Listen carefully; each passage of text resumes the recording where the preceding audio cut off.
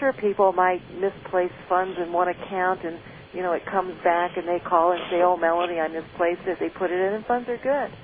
In 15, 16 years, we've had one check. It was when gold was $250, and we got half of that back. It was a $900 order, and that was, I think, in 1996. So, and that's because of the way we do business. We don't call you. You're ready to make the commitment. You call us. And now I'm going to go to Paho's question. Is that how you say it? What is it? Robert? Oh, Papayo. Papayo. Well, I was close. We're going to give you the language whether you like it or not. Oh, see. How about that? See. How can the Bilderberg Group be mulling over the possibility of prolonging the Depression for another year? How can they magically turn the economy around a year from now if that is their decision?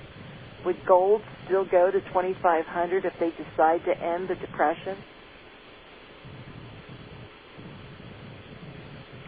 Yes, because the only way they can do it is by increasing money and credit, and that's inflationary.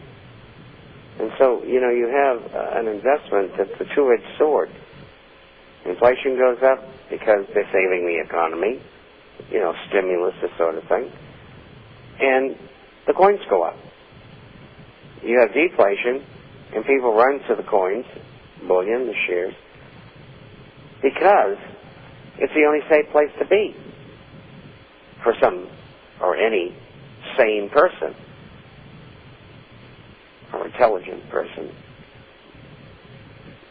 Last time around, when all was said and done, only 15% of Americans participated in the gold and silver market.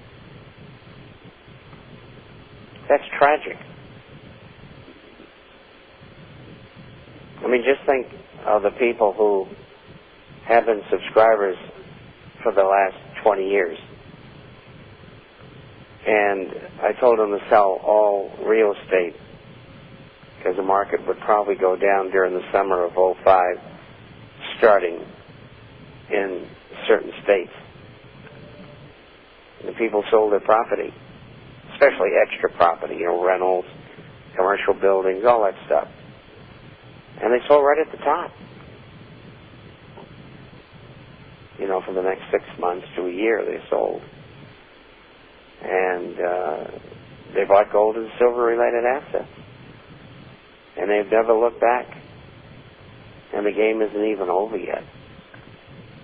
So, the answer is, whether you get inflation or deflation, gold's going up. These people have painted themselves into a corner.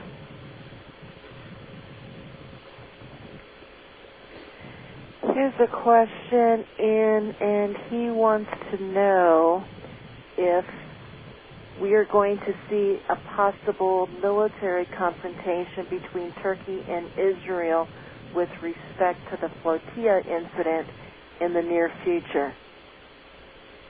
Very good chance of that. I think they're laying the groundwork for war. And they don't do anything without the okay or the planning from the U.S. government. So it's a good U.S. government operation. They don't care how many people they murder. And that's just the way it is. And I saw a tape today of 2 Israeli naval personnel who were on the boats. And they beat them with iron rods, broke their arms as they, tried to defend themselves. People were grabbing anything they could get their hands on to defend themselves. Coke bottles, jackknives. It was horrible. And these guys are standing there machine gunning them.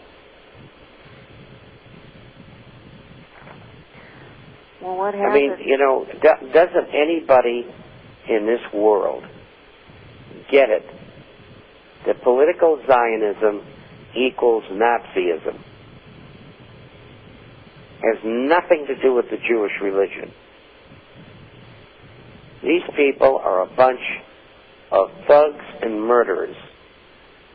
And And they have been ever since the formation of the Israeli state. These people came from the Irgun and other European organizations that were made up of common criminals. Menachem Begin is a prima facie example. They want the whole Middle East. Who's kidding who? They control our Wall Street, part of our government. Most of the top people belong to the Council on Foreign Relations, the Trilateral Commission, the Bilderberger Group, which is meeting this week in Spain, north of Barcelona. And I don't like the hotel. I've been there before. And these bad guys are all playing ball together. And the whole thing's a setup. And now we get a president running around saying, we had an oil spill, and now it's time to pass global warming legislation. Unbelievable. If America becomes one vast prison camp, Americans deserve it. They should have more sense. Well, I spoke to someone this morning, Bob, and he thinks that, people don't, it's not the people's fault. That it doesn't have anything to do with sense. It was, but this question. I just got a hot one that just came in. Oh, I got a bunch of them. From Larry in Santa Clarita, which I know where that is in California because my soccer teams and tennis teams used to play there in the Santa Clarita Valley. So here we go. Guess what would be expected if a country defaults on its debt or goes bankrupt?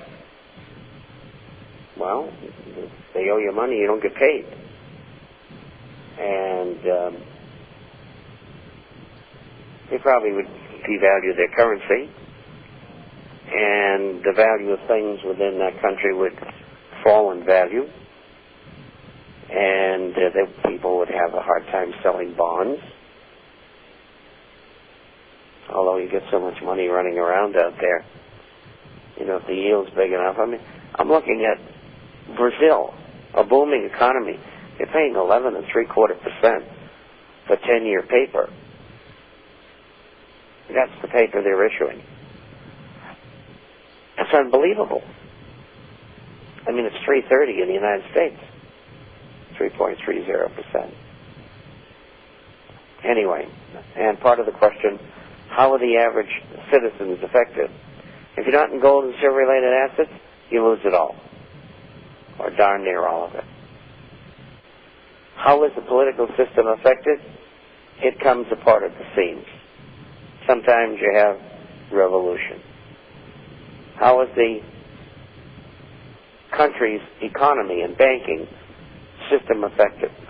It usually collapses. There's exceptions, but that's what usually happens. This question came... Oh, go ahead, Bob. Just came in as well. It's one paragraph. I got to read it. Oh. I tried to download the list of banks that will probably fail, mostly because I'm curious if the Savings Bank of Mendocino County in Ukiah, California, which Weiss some years ago rated as the safest in the nation, he wanted to know its status. Now, this man's an attorney, and he's been a subscriber for over 20 years. He says, but that was before derivatives. Now the bank is in serious trouble. And that's common. Used to be the safest. Now it's probably over for them.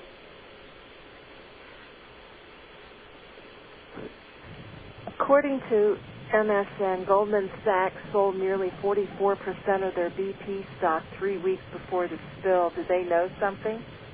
Of course. It was a false flag event. It's gone out. They don't know how to control it now. Now you get 3 holes, not 1. In Satty's issue, I have 2 scientists